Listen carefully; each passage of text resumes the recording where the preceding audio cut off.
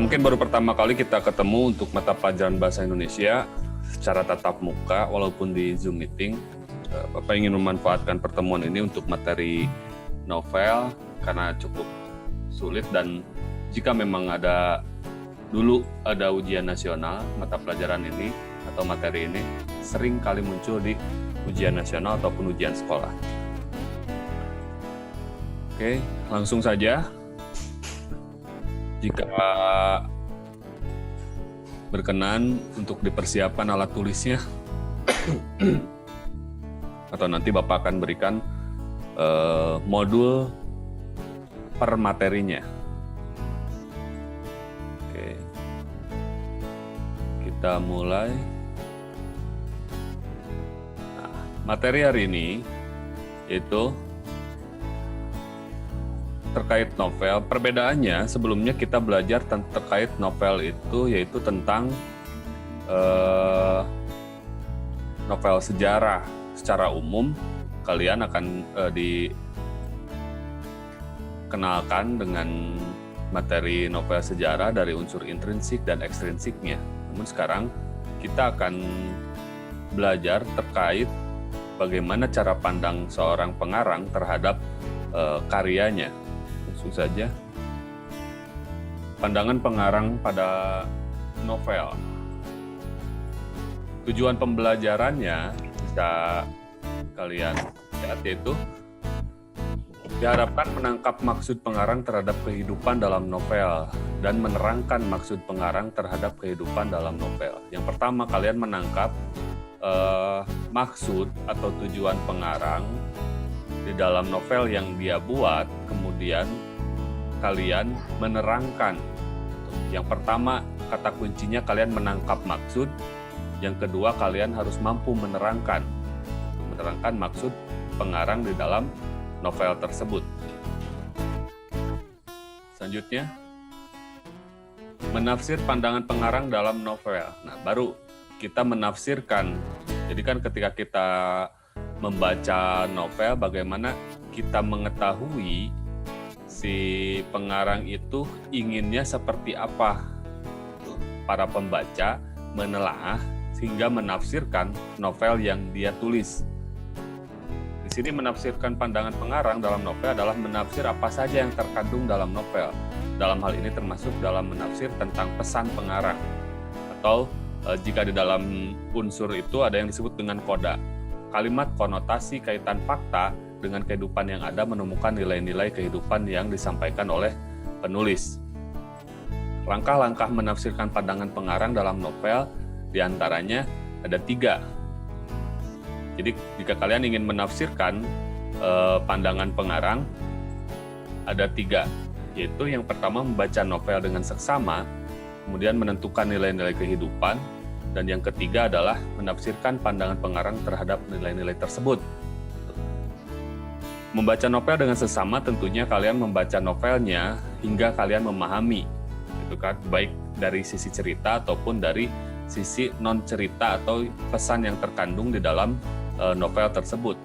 Yang kedua, menentukan nilai-nilai kehidupan. Apa saja nilai-nilai kehidupan? Nanti ada di bawah. Kemudian menafsirkan pandangan pengarang terhadap nilai-nilai itu. Kalian memberikan pendapat. Jadi tafsiran kalian, contoh jika ada nilai keagamaan di sana, tafsiran kalian seperti apa atau pendapat kalian seperti apa. Oke. Mohon maaf, ini sambil disibukkan yang join. Kemudian, nilai-nilai kehidupan dalam novel. Seperti sebelumnya, Bapak sebutkan bahwa menafsirkan pandangan terhadap nilai-nilai itu. Nilai-nilai yang mana? Yaitu nilai-nilai yang ini. Nilai-nilai dalam kehidupan dalam novel itu adalah interpretasi terhadap pandangan pengarang, adalah memberikan kesan kepada pengarang. Pandangan pengarang baik berupa apresiasi maupun berupa nilai-nilai kehidupan yang terdapat dalam novel. Nah, nilai-nilai dalam novel itu sebagai berikut. Ada nilai sosial, nilai agama, nilai moral, dan nilai budaya. Kita split aja. Kalau agama dan moral mungkin kalian mampu memahami secara mudah untuk membedakannya, namun kalian terkadang sering terjebak di nilai sosial dan nilai budaya. Bedanya apa? Di sini ada kata kuncinya, yaitu ada hubungan manusia dengan masyarakat, sedangkan budaya adalah sudut pandang kebiasaan adat istiadat. Contoh, jika ada di dalam sebuah kutipan novel, ada seseorang yang membantu tetangganya yang berkesusahan, di sana ada sebuah nilai sosial bagaimana antara individu dengan masyarakat atau antara individu dengan individu saling membantu. Itu adalah nilai sosial. Sedangkan nilai budaya adalah sudut pandang kebiasaan atau adat istiadat. Contoh, untuk memperbaiki masjid, kan masyarakat bahu-membahu gotong royong untuk memperbaiki masjid yang rusak tersebut. Di sana ada gotong royong. Itu adalah sebuah sudut pandang kebiasaan atau adat istiadat, dan di sanalah yang disebut dengan nilai budaya. Itu untuk membedakan kalian nilai sosial dan nilai budaya. Kalau nilai agama itu hubungannya antara manusia dengan Tuhannya. Kalau nilai moral ini hubungannya yaitu kepribadian sikap seseorang dalam menyikapi suatu masalah. Baik, contoh menafsirkan dan interpretasi pandangan pengarang dalam novel. Nah, nanti kalian harus mampu membuat kutipan novel seperti ini dari novel yang kalian pernah baca.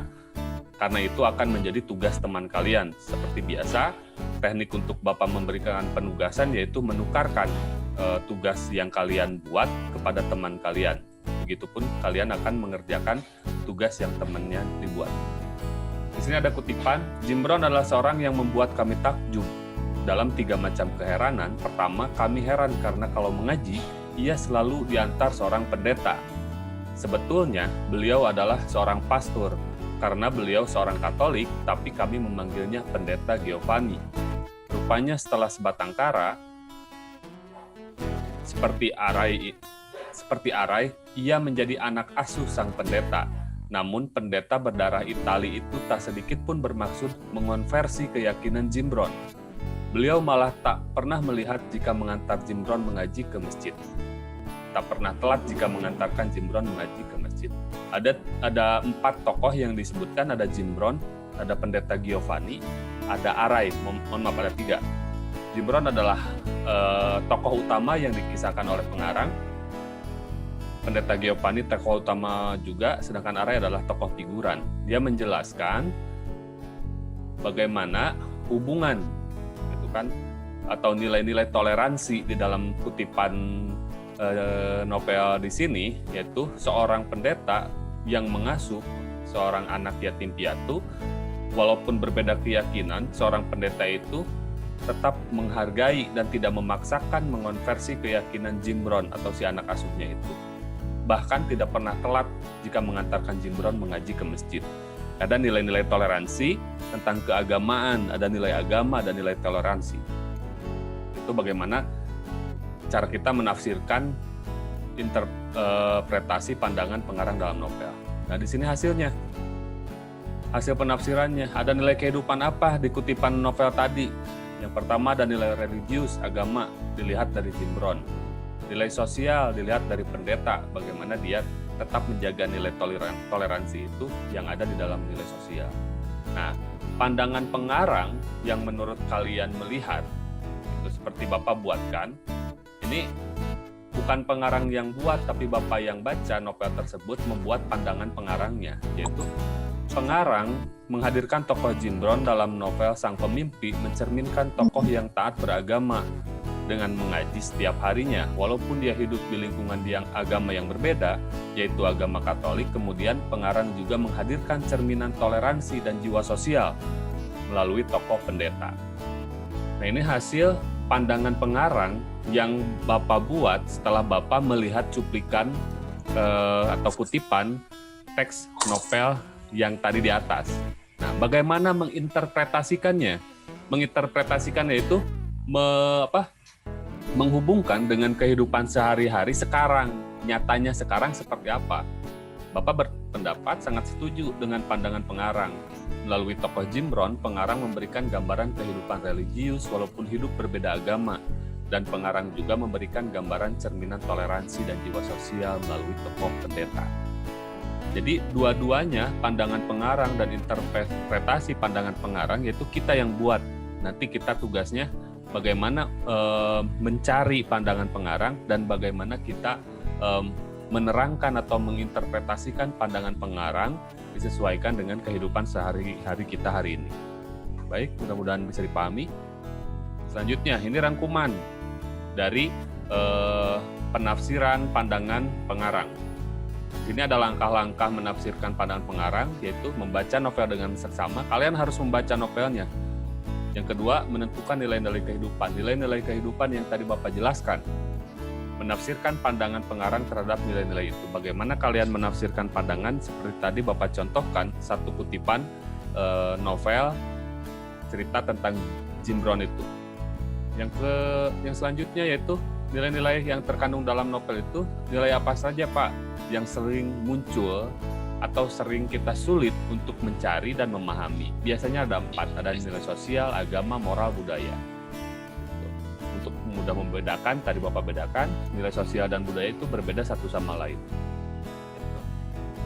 Oke, selanjutnya, hasil interpretasi terhadap pandangan pengarang dalam kehidupan novel. Nah, kita menginterpretasikan pandangan pengarang itu dalam kehidupan novel. Tadi, setelah kita menemukan pandangan novel itu seperti apa, hasilnya seperti ini.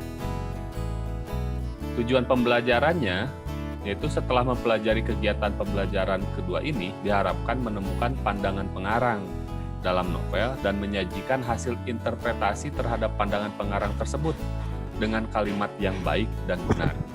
Jadi kalian mencoba untuk mengomentari pandangan novel yang pandangan pengarang di dalam novel yang ditulisnya, gitu kan? Dan kalian buat sendiri pandangan itu sesuai apa yang kalian lihat di novel yang kalian baca atau dari kutipan novel yang kalian baca. Setelah itu, kalian menginterpretasikan terhadap pandangan pengarang itu dengan kalimat yang baik dan benar.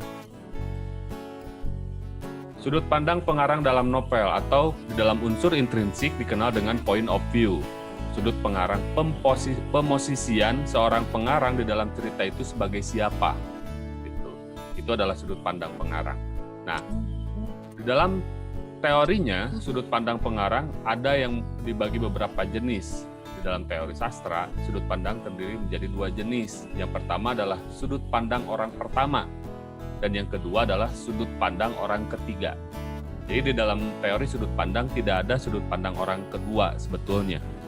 Namun nanti kita bahas ada sudut pandang orang kedua, pengecualian seperti nanti Bapak jelaskan. Kedua jenis sudut pandang ini dibagi 2 juga. Yang pertama ada sudut pandang orang pertama sebagai tokoh utama, dan sudut pandang orang pertama tokoh sampingan.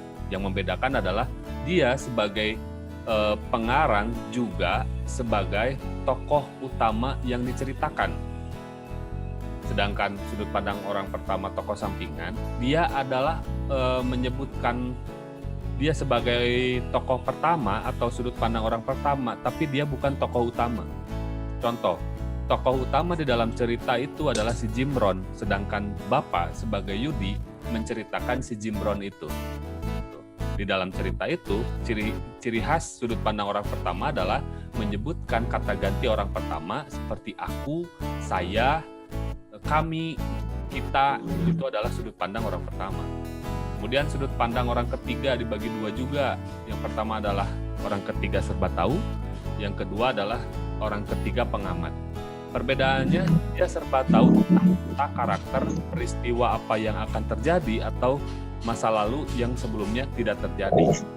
Nah, sedangkan sudut pandang ketiga pengamat, yaitu dia hanya seorang yang mengamati peristiwa, karakter, tokoh yang ada di sana.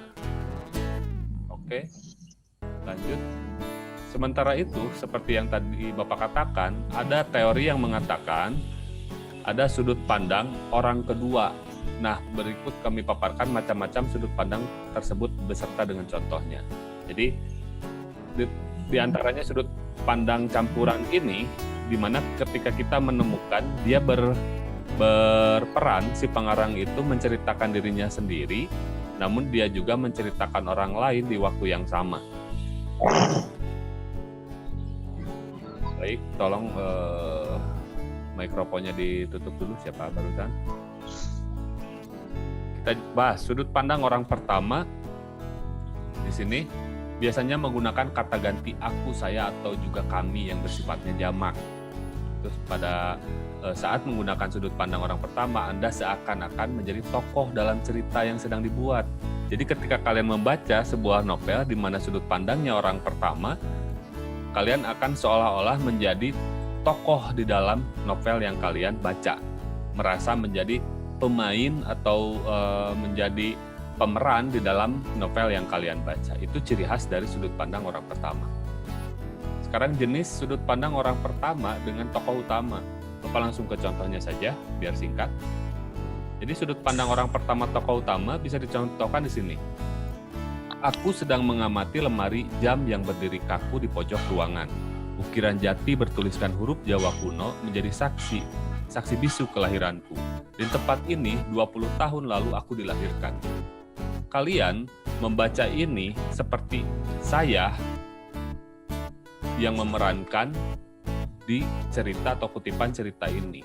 Gitu kan? Kita serasa ikut sedang mengamati lemari jam itu, kemudian ada ukiran jati seperti kita yang melihat, dan dijelaskan dipungkas bahwa di tempat ini 20 tahun lalu aku dilahirkan. Di sini sudut pandangnya adalah orang pertama dan dia juga sebagai tokoh utama. Dengan tadi dikatakan bahwa sudut pandang orang pertama biasanya menggunakan kata ganti orang pertama, yaitu aku. Bisa jika diganti dengan saya juga bisa kan? Tetapi jika diganti dengan dia, berarti ini akan berubah. Sudut pandangnya bukan orang pertama, melainkan menjadi orang ketiga. Yang kedua, sudut pandang orang pertama, namun dia menjadi tokoh sampingan. Gitu. Dia menjadi tokoh pertama menyebut aku di sana, tetapi dia tidak menjadi pemeran utama di dalam ceritanya. Jadi sudut pandang orang pertamanya bisa dilihat di sini di contohnya, yaitu ada suara brak. Sekali lagi aku dibuat kaget dengan suara pintu di samping kamarku. Nah, di sini aku adalah sebagai sudut pandang orang pertama, tapi dia bukan sebagai pemeran, sebagai sudut pandang orang pertama, tetapi bukan tokoh utama.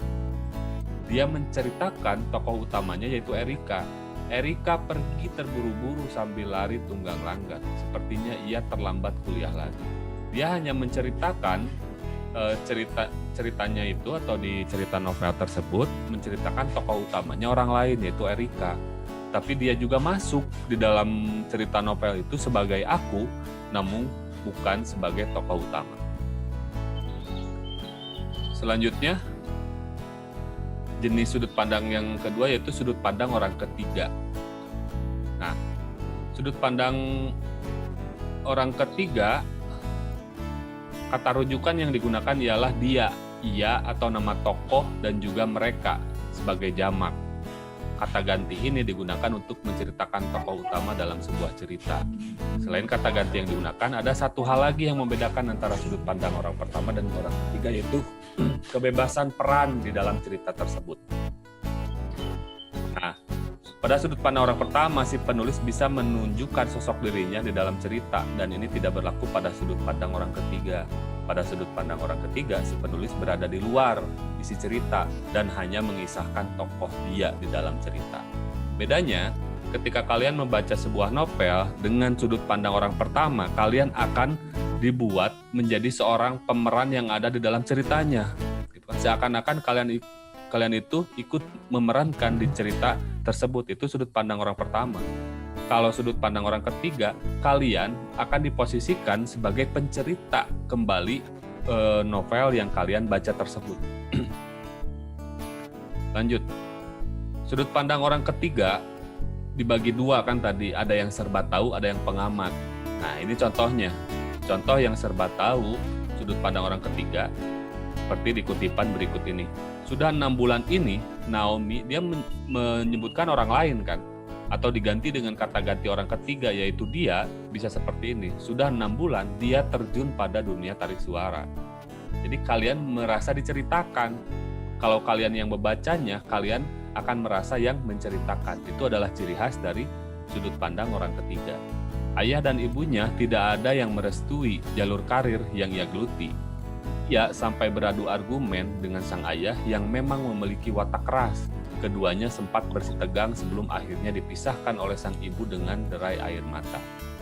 Di sini dia adalah Naomi, dan si pengarang mengisahkan dia sebagai orang ketiga karena tidak ada di dalam cerita dan dia serba tahu. Dari pertama karakter seperti dikatakan bahwa ayahnya yang memiliki watak keras, kemudian peristiwa yang ada di sana dia mengetahui baik masa lalu ataupun ke depan. Itulah sudut pandang orang ketiga serba tahu dari seorang pengarang. Yang kedua, jenis sudut pandang orang ketiga yaitu sebagai pengamat. Di sini dicontohkan entah apa yang terjadi dengannya. Seminggu belakangan ini pulang dari kantor langsung menunjukkan muka masam. Dia hanya menceritakan hasil pengamatannya. Dia tidak tahu bagaimana karakter, bagaimana peristiwa sebelum atau ke depannya. Dia hanya mengamati peristiwa per peristiwa. Belum lagi puasa bicara yang sudah ia lakukan seminggu belakangan ini. Apa mungkin karena hubungan dia dan sang kekasih yang tidak direstui oleh keluarga? Ini mempertegas bahwa sudut pandang orang ketiga seorang pengamat karena dia tidak mengetahui seluruh seluk-beluk apa yang terjadi di peristiwa ini. Itu. Nah, unsur ekstrinsik dalam novel. Selain unsur intrinsik, novel juga kental dengan unsur ekstrinsik. Bagaimana unsur di luar cerita tersebut bisa terbangun dan bisa kita gambarkan, imajinasikan ketika kita membaca novel tersebut. Yang terdapat dalam novel tidak lepas dari latar belakang kehidupan si pengarang. Jadi unsur ekstrinsik yang ada di novel itu tidak akan bisa lepas dari latar belakang si pengarangnya tersebut. Gitu kan? Entah itu dari sisi budayanya, kepercayaan, lingkungan, tempat tinggal, dan sebagainya. Rangkumannya.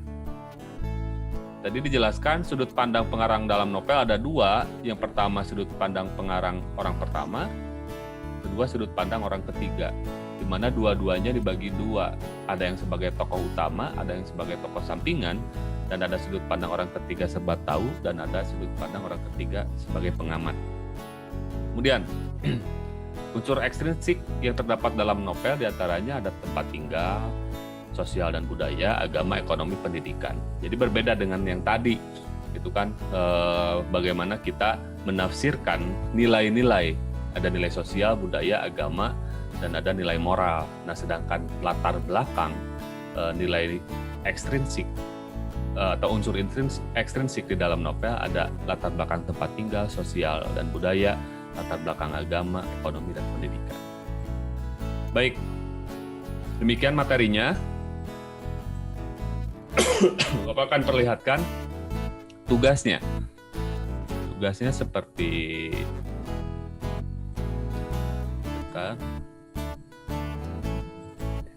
nah,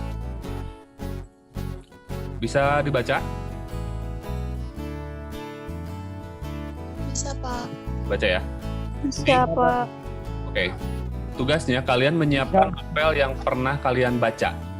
Jadi ada novel yang memang pernah kalian baca dan kalian pahami. Mengapa demikian? Karena itu akan berfungsi sebagai kalian menilai hasil pekerjaan temannya.